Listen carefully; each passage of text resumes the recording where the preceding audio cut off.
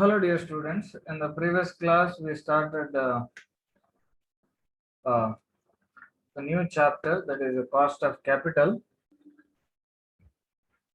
and we have also worked out problems under dividend yield method. Okay, so we are in the chapter cost of capital. In the previous classes, we have worked out the problems on dividend yield method, and um, under both circumstances, we have worked out the problem. Whenever the company is listed and when the company is unlisted, in both the cases we have worked out the problems.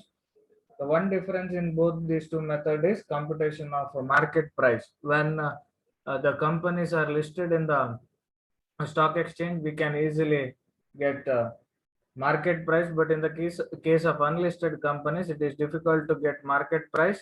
So we have to deduct issue expenses from the total issue price. Okay, from the total issue value, if we deduct the issue expenses, we will be getting the market price or p value that must be considered to calculate the cost of equity. Now today we are about to start or about to discuss or about to solve problems on dividend yield method, that is the another or second method of computing cost of equity. But sorry, dividend growth method. So that is the another method of solving or computing the cost of equity. But before going or before starting the discussion on dividend growth method, now let us discuss some of the critics of dividend yield method.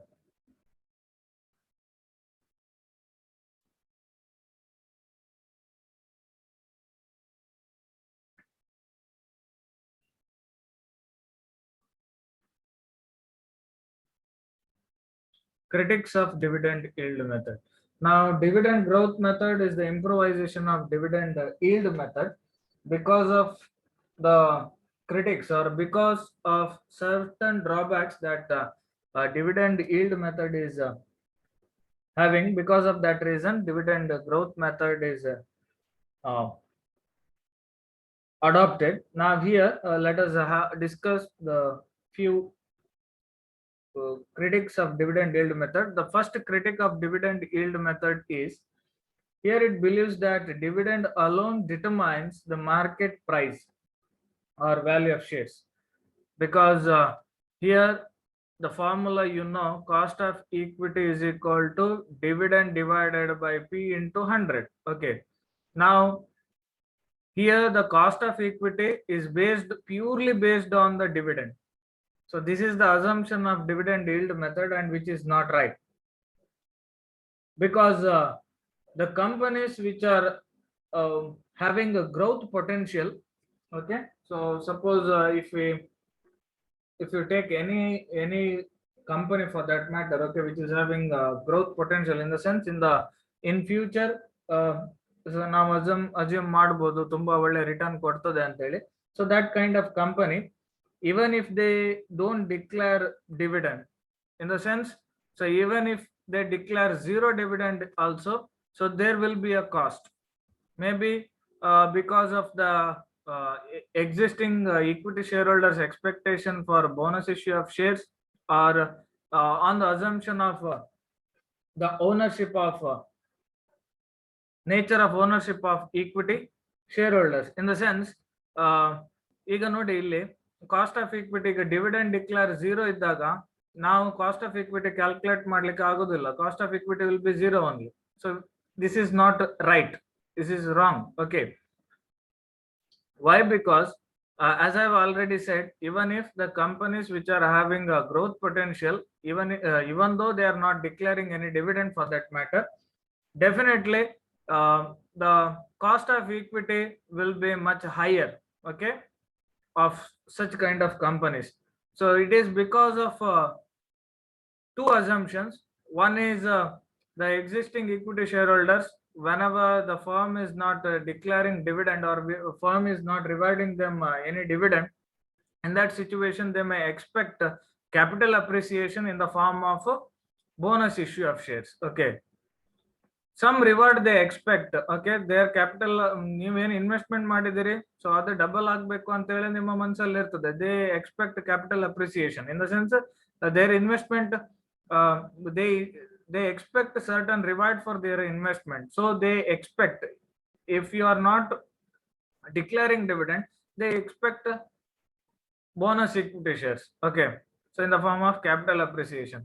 And another assumption is there, so that is um, quite evident in the sense from the PU itself. So you all learned that the equity shareholders are the true owners. Equity shareholders are the owners of the business. Okay, right. So on this basis, that means here whatever profit earned by the firm or whatever profit earned by the company, that definitely belongs to the equity shareholders, right?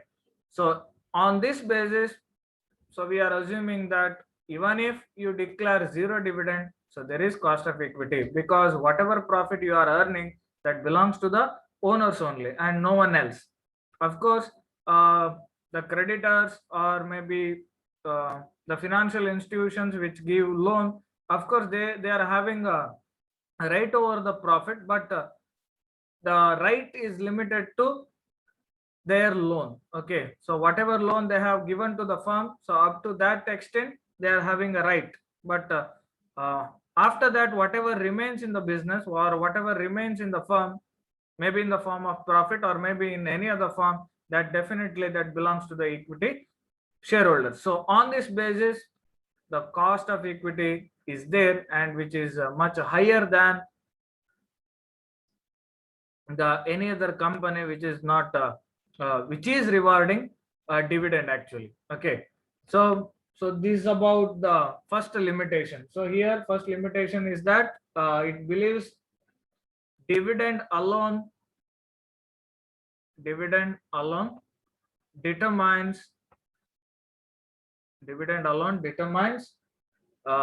the market price or value of share. This is completely wrong. Okay, this is completely wrong. So why it is wrong, I have given a I have narrated you in detail. So why it is wrong, because here we are assuming that cost of equity is equal to dividend divided by market price of shares into 100, and we'll get a certain percentage of cost of equity. Okay, certain rate we'll get, and that will be the cost of equity that we are going to calculate under this method. But it is completely wrong, because here whatever cost of equity that we are calculating, it is purely based on the amount of dividend that we are declaring per share. Okay, so that is not right. Why it is not right? Again, cost of equity, even if you are not rewarding your shareholders in the form of dividend, or even if you are not declaring dividend, in that situation also, through this method you may get the cost of equity zero. But there is cost of equity, there will be existence of cost of equity, again on the basis of two assumptions. That first one is, whenever you forgo dividend, in the sense whenever you are not declaring dividend to the equity shareholders, they expect a capital appreciation of their investment, so they seek some other alternative ways. So under that first one is, they may expect a bonus issue of equity shares. Okay, and again, if not, let it be. Okay, so there is no bonus equity of issue of equity shares. If not, the another reason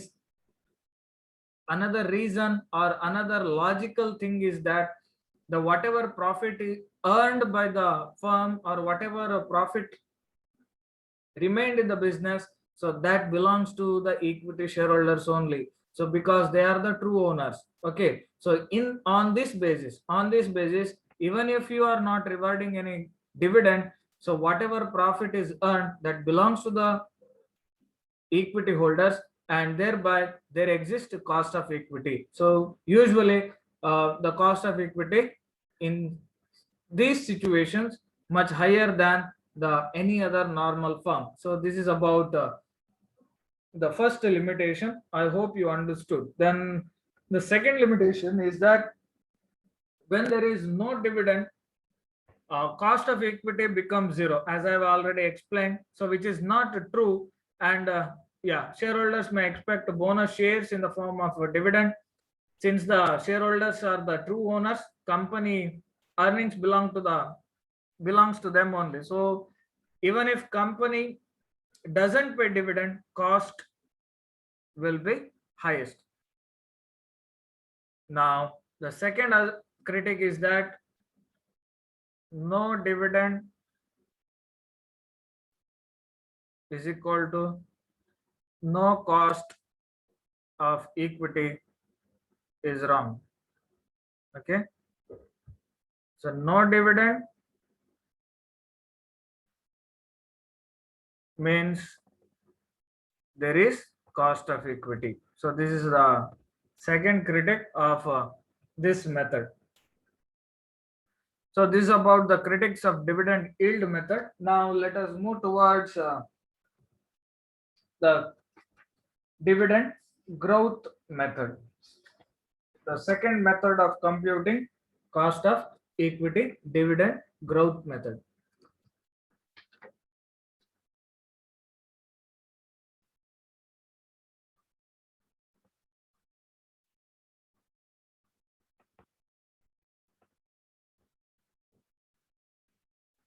Okay, now here what happens in the case of dividend growth method? Now this method is based on Gordon's dividend growth model. Okay, it is based on Gordon's dividend growth model. Now you may ask, what is Gordon's dividend growth model? Okay, so this will be the question now. Now here the answer for this question you are going to get in the next chapter, that is on dividend policies. Okay, dividend policies. For the time being, it is discussion on this method is not needed. Okay, let us restrict ourselves to the dividend growth method only. Okay, now under this method we are assuming that when a firm earns profit continuously in a progressive way, so that means for the first year we earned a profit at the rate of 10%. Okay, second year we are earning at the rate of 15%, third year 20%, in a progressive way. Okay, 25%. So whenever we earn a profit in a progressive way, so this is about the profit, we tend to declare dividend in the same rate, in the sense progressively also. So profit is in a progressive order. Similarly, we also declare dividend in a progressive manner. First year, let us assume that 2% dividend we have declared. Second year, we are going to declare 4%. Third year, we are going to 6%, and fourth year, so like that. Okay, so this is the just a rough data, so not actual data. Just for example purpose, I have taken it. Okay, it need not be so. The percentage may differ. Okay, just for our assumption purpose, I have taken like this. Now here, that means from first year to second year, dividend, the rate of dividend has been grown, right, by 2%. From second year to third year, again there is a growth in rate of dividend. Now here under dividend growth method, we are assuming that, or this method is assuming that when a firm earns profit continuously in a progressive way, and so in declaring dividend, so that we can, so here we can expect growth in rate of declaring dividend too. So that means whenever a firm is earning profit in a progressive way, we can expect growth in rate of declaring dividend also. Okay, now, and here under this method we are adding growth in dividend as a percentage to usual cost of capital as a percentage. Now here the formula for this is cost of equity is equal to D divided by P into 100. So the same formula of the previous method, that is dividend yield method. So to this formula we have to add rate of growth. Okay, so the G means nothing but growth rate. Okay, now here KE is equal to cost of equity, D is equal to dividend per share,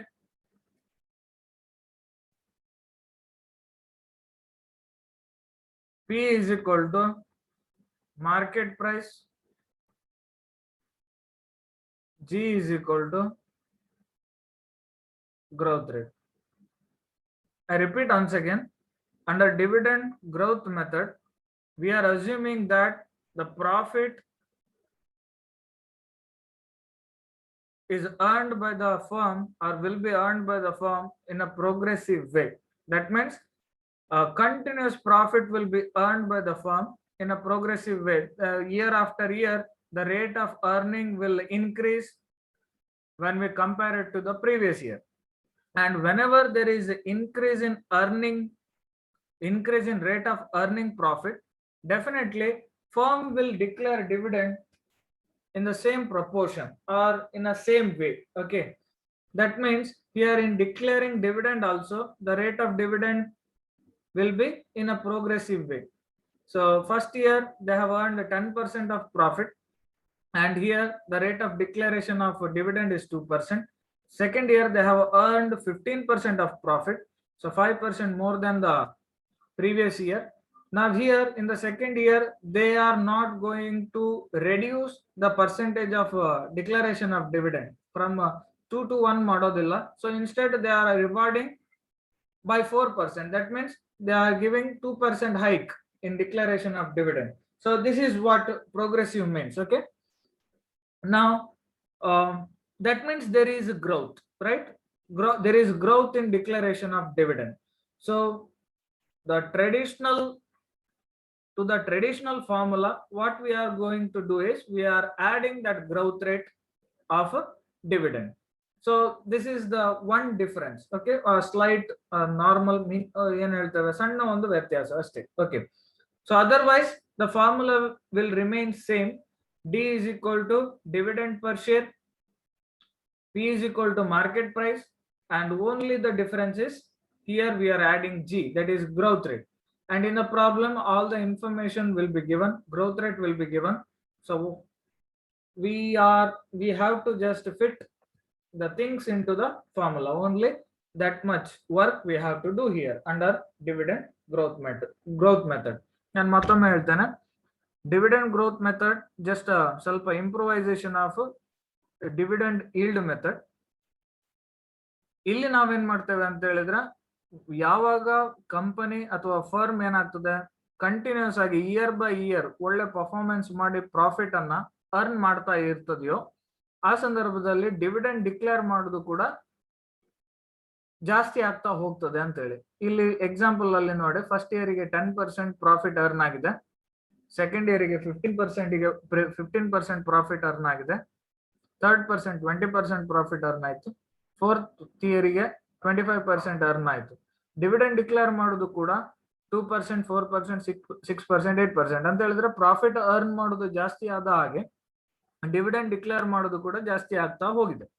so ಹಾಗೆ ನಾವೇನ್ assume ಮಾಡ್ತೇವೆ ಅಂತ ಹೇಳಿದ್ರೆ ಈ method ಅಲ್ಲಿ dividend ಏನು declare ಮಾಡೋದ್ರಲ್ಲಿ growth ಇರ್ತದೆ ಅಂತ ಹೇಳಿದ್ರೆ, ಒಂದು ವರ್ಷ 2 years ಇದ್ರೆ 2% ಇದ್ರೆ ಸೆಕೆಂಡ್ ಇಯರ್ 4%, ಹಾಗೆ ಗ್ರೋತ್ ಆಗ್ತಾ ಹೋಗ್ತದೆ ಡಿವಿಡೆಂಡ್ ಡಿಕ್ಲೇರ್ ಮಾಡೋದು ಅಂತೇಳಿ.